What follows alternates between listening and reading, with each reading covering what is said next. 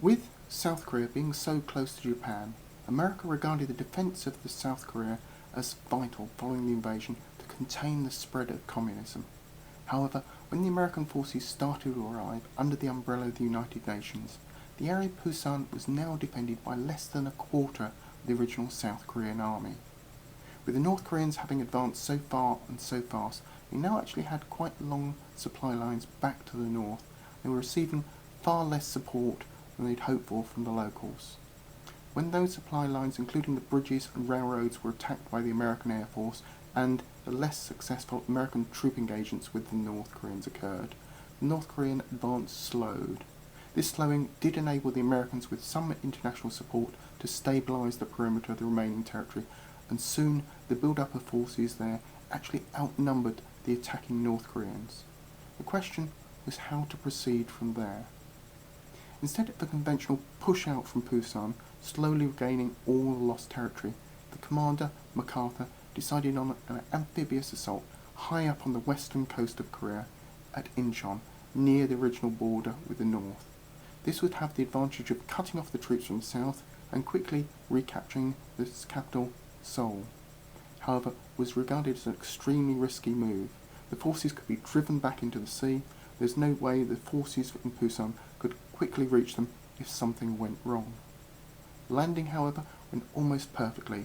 A combination of troops advancing from Pusan and Incheon, combined with American air cover, meant that the North Korean withdrawal turned into a headlong retreat, with the North Koreans abandoning most of their heavy equipment in the flight. Now came a critical junction. Officially, MacArthur was to stop the advance once the North Koreans had been driven over the 38th parallel, just in case either the Russians or the Chinese should step in to assist North Korea. However, was given an unofficial free hand to drive deep into North Korea, which he followed, receiving UN approval after the fact. China then warned that they would defend North Korea if it was invaded, but this threat wasn't taken as seriously as it should have been, especially by MacArthur. So the Union forces continued to push up North Korea into the mountainous area in the north, where the approaching winter and bad conditions were not conducive to heavily mechanised forces. With the support of the Russians, who told the Chinese, though, that they wouldn't get themselves involved in the conflict on the ground, the Chinese were encouraged to support the North Koreans. The Chinese then crossed the border and attacked the now strung out UN columns making their way through the mountains, and again in the Korean War, an army was forced to make a rapid retreat in the face of superior forces. The Chinese forces pushed south until the fighting stabilised very close to around the original border, where the fighting would continue for another 2 years of stalemate, with little real gains for either side and plenty of failed peace negotiations.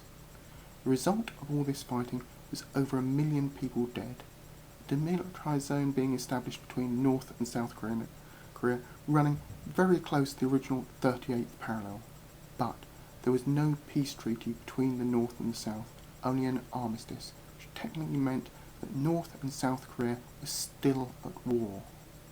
The war, however, hadn't broadened out into a Third World War, as had been feared, and also America hadn't used any nuclear weapons. And though most of the fighting on the UN side had been by the Americans and the South Koreans, there had been significant contributions from Britain, the Philippines, Thailand, Canada, Turkey, with another 10 nations contributing to the military effort, including such diverse nations as Ethiopia and Colombia. It showed that America could get support to oppose communist expansion, and it led to the Americans resolving to maintain a large military force throughout the whole of the Cold War.